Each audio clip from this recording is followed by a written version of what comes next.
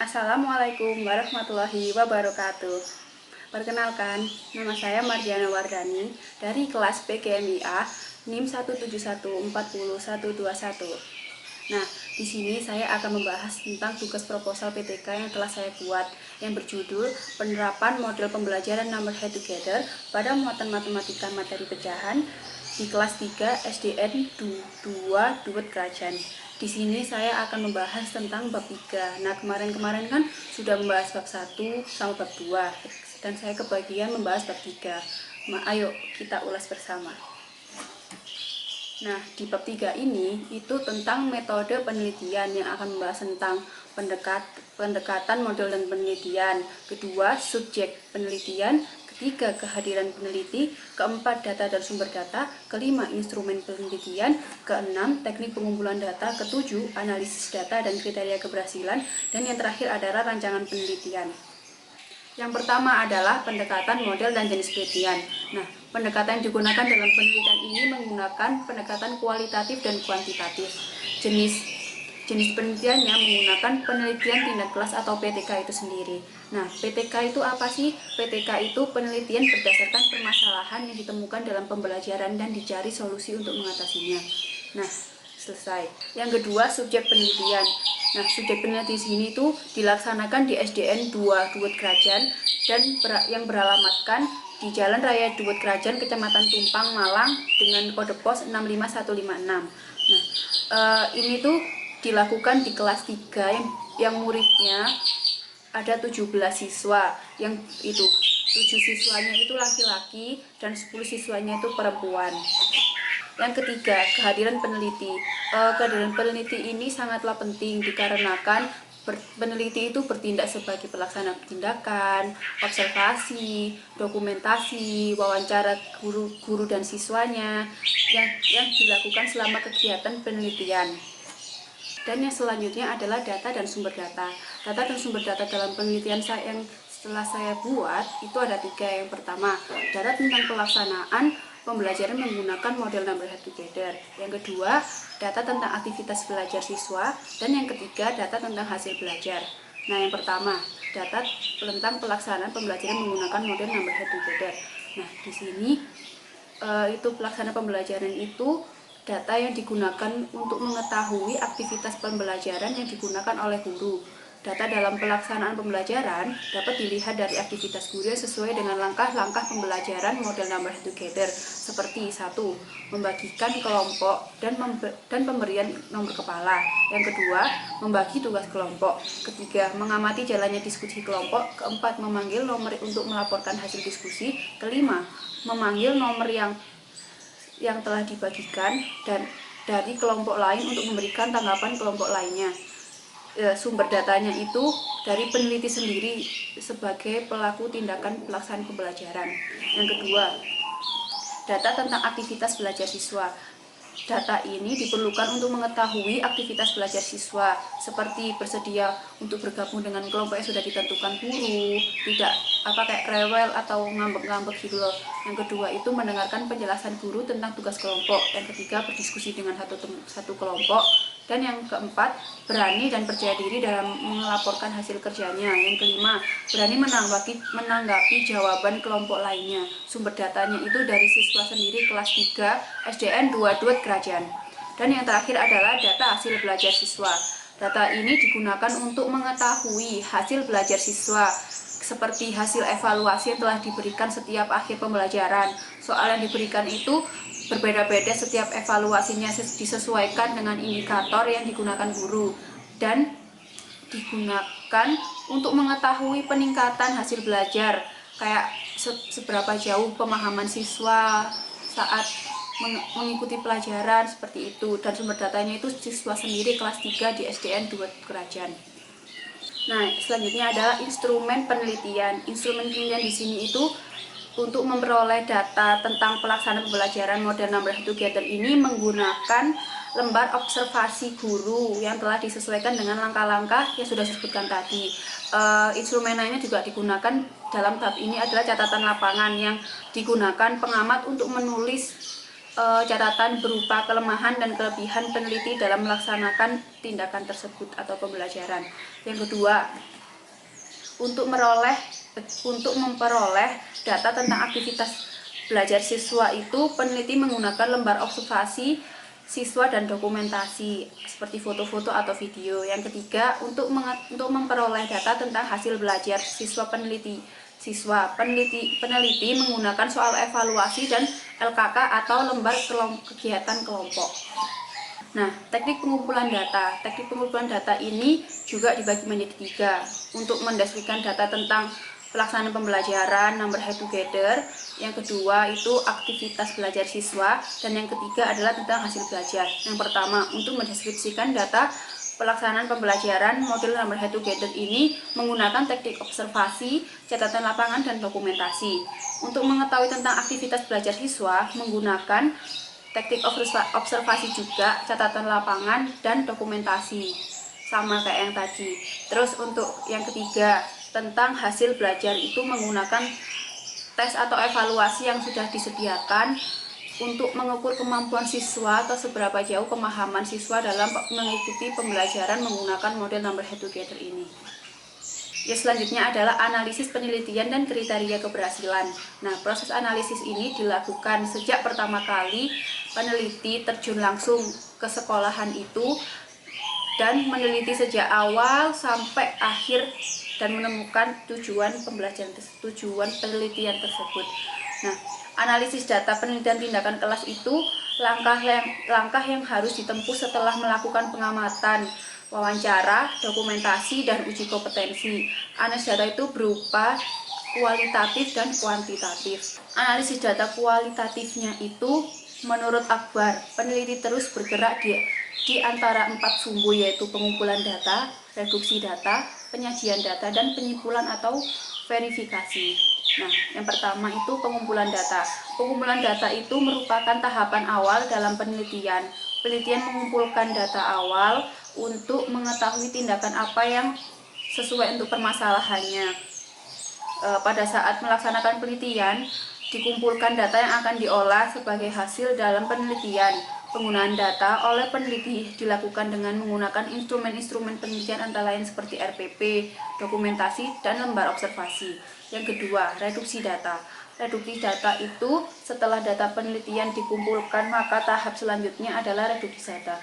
Menurut Akbar, reduksi data itu diartikan sebagai pemilihan, pemusatan perhatian pada proses penyederhanaan, pengabstrakan, dan transformasi data kasar lapangan. Pengelompokan data penelitian harus menelaah kembali data yang diperoleh agar mudah dalam mengategorikan data tersebut. Manfaatnya itu supaya datanya diperoleh tidak tumpang tindih dengan yang lainnya. Selanjutnya adalah penyajian data. Data yang telah direduksi akan disajikan sesuai dengan model penelitian yang akan digunakan. Miles and Huberman menyatakan penyajian data merupakan sekumpulan informasi yang tersusun dan memberikan kemungkinan adanya penarikan kesimpulan dan pengambilan tindakan. Nah, data yang disajikan itu merupakan data yang telah diolah dan disajikan. Data ditampilkan dalam bentuk naratif atau paragraf. Yang terakhir adalah penyimpulan. Tahap ini adalah yang terakhir dari penelitian telah dilakukan.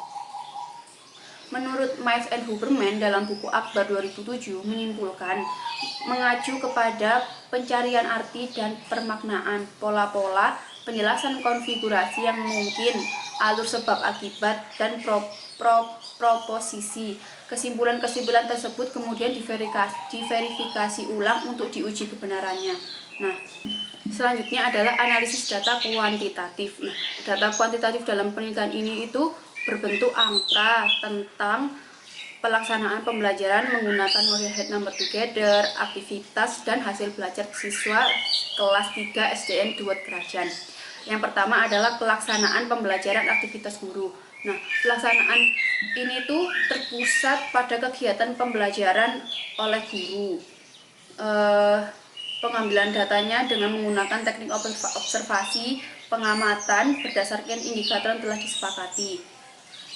Kegiatan di dalam indikator itu atau EPP itu terdapat kegiatan pembuka, kegiatan inti, dan kegiatan penutupan, seperti itu. Terus itu pengamat itu memberikan tanda centang pada indikator yang muncul beserta keterangan keberhasilan guru dan dalam mengajarkan.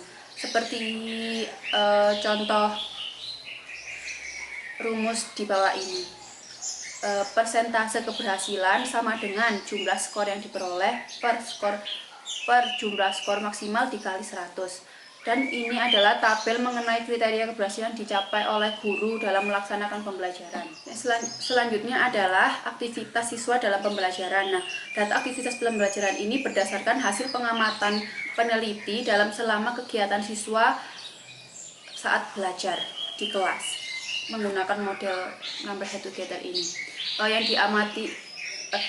Aspek yang diamati itu tercantum dalam lembar observasi. Guru memberikan nilai dalam lembar observasi. Terus itu ada caranya juga menghitung aktivitas siswa dalam melaksanakan pembelajaran seperti berikut ini. Seperti ini, aktivitas belajar siswa sama dengan jumlah skor yang diperoleh per jumlah skor maksimal dikali 100%. Nah, untuk mengetahui persentase keberhasilan aktivitas siswa, berikut adalah itu rumusnya. Seperti persentase ketuntasan sama dengan jumlah siswa yang tuntas per jumlah siswa keseluruhan dikali 100. Berikut ini adalah tabel mengenai kriteria ketuntasan aktivitas belajar siswa dalam pembelajaran. Yang pertama, persentase keberhasilan, nilai huruf dan predikat. Yang pertama 81-100%, itu nilai hurufnya A dan predikatnya sangat baik. Yang kedua 61-80% dapat B, predikatnya baik. Yang ketiga 41/60-60%, nilai hurufnya C, predikatnya cukup. Yang keempat 21-40%, nilai hurufnya dapat D, predikatnya kurang. Dan yang terakhir itu 1-20%, nilai hurufnya E dan itu sangat kurang. Nah, selanjutnya untuk menghitung nilai rata-rata aktivitas siswa dapat menggunakan rumus seperti ini. Rata-rata kelas sama dengan jumlah nilai seluruh siswa per jumlah keseluruhan siswa. Nah, seperti itu untuk aktivitas siswa. Nah, yang terakhir itu hasil belajar siswa. Untuk mengetahui peningkatan yang dialami oleh siswa, peneliti meminta nilai semester 1 muatan matematika sebagai data awal. Terus batas KKM-nya atau batas ketuntasannya itu 70 dengan nilai 70. Terus adapun bentuk soal uraian sebanyak 10 soal tentang matematika pecahan itu. Jika jawabannya benar, itu dapat 10. Kalau misalnya cuman rumusnya aja yang benar, siswa akan mendapat 5 poin.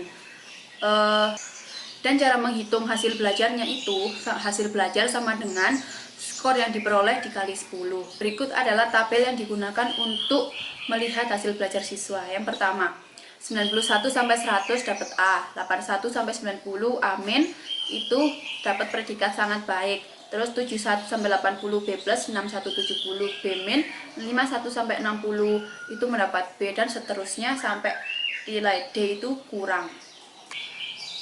Setelah nilai siswa sudah diketahui dilihat dari tabel-tabel tersebut, selanjutnya adalah menghitung persentase rata-rata kelas menggunakan rumus seperti ini. Rata-rata kelas sama dengan jumlah nilai seluruh siswa per jumlah siswa keseluruhan. Nah, langkah selanjutnya itu menghitung persentase keberhasilan secara klasial dengan cara persentase sama dengan jumlah siswa yang tuntas per jumlah siswa keseluruhan dikali 100%.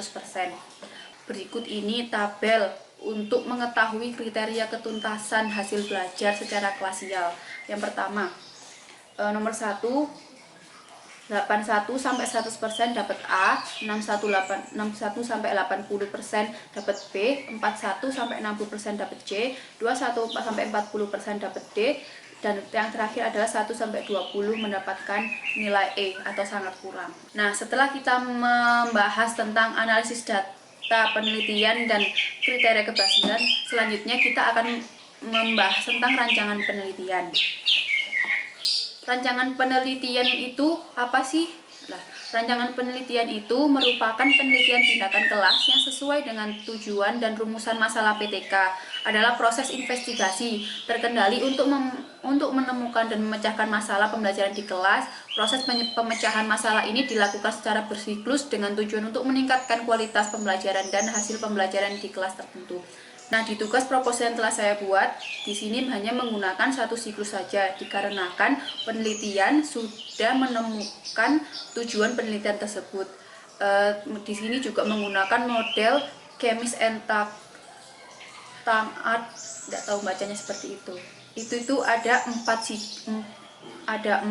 tahapan. Yang pertama itu perencanaan, pelaksanaan, pengamatan, dan refleksi. Yang pertama, perencanaan. Nah, yang pertama dilakukan peneliti itu melakukan pengamatan pada siswa kelas 3 SDN 2 Duet Kerajaan dalam mengumpulkan data awal. Yang kedua, peneliti itu menyusun RPP, mempersiapkan media belajar seperti itu. Terus mempersiapkan sumber belajar juga, lembar kerja siswa atau LKK juga, dan instrumen untuk mengumpulkan data. Penelitian ini dilakukan secara kolaboratif atau kolaborasi dengan guru kelas. Nah, kolaborasi peneliti dengan guru itu berupa observasi terhadap pelaksanaan pembelajaran dengan mengisi lembar observasi dan menulis catatan lapangan yang telah disediakan. Yang kedua adalah pelaksanaan. Peneliti di sini harus siap mental untuk melakukan tindakan di kelas saat pembelajaran, dan itu harus siap siaga jika rancangan telah dibuat itu tidak sesuai dengan kenyataannya. Dan alhamdulillahnya peneliti dilaksanakan sesuai dengan rencana pembelajaran yang telah dibuat menggunakan model number head together seperti itu. Yang ketiga adalah pengamatan. Pengamatan ini memiliki fungsi penting dalam penelitian tindak kelas karena untuk melihat dan mendokumentasikan apa saja yang dilakukan atau apa saja pokoknya yang tampak dalam pelaksanaan pembelajaran. Pada tahap ini, peneliti atau saya sendiri mengamati reaksi siswa saat melakukan pembelajaran menggunakan model number head together ini, dan guru kelasnya mengamati saya atau peneliti selama melakukan pembelajaran dan mengamati aktivitas siswa. Nah, pengamatan ini diisi juga di lembar observasi yang telah disediakan untuk mengamati atau mengetahui aktivitas siswa dan guru selama pembelajaran atau penelitian. Yang keempat adalah refleksi. Setelah melakukan tindakan, peneliti dan guru itu melakukan refleksi kegiatan pembelajaran yang dilakukan tadi. Refleksi itu juga mempunyai tujuan, yaitu untuk meninjau hasil pembelajaran yang telah dilakukan tersebut. Hasil refleksi itu sangat penting karena kita untuk mengetahui hasil kayak melakukan siklus 2 atau enggak sih. Dan untungnya saya juga tidak melakukan siklus 2 karena pada siklus pertama peneliti juga sudah menemukan tujuan atau titik temu permasalahan penelitian seperti itu. Nah, sekian video saya. Apabila ada kesalahan kata pasti banyak karena saya juga grogi untuk membuat video ini, pasti banyak kesalahan, mohon dimaafkan. Wassalamualaikum warahmatullahi wabarakatuh.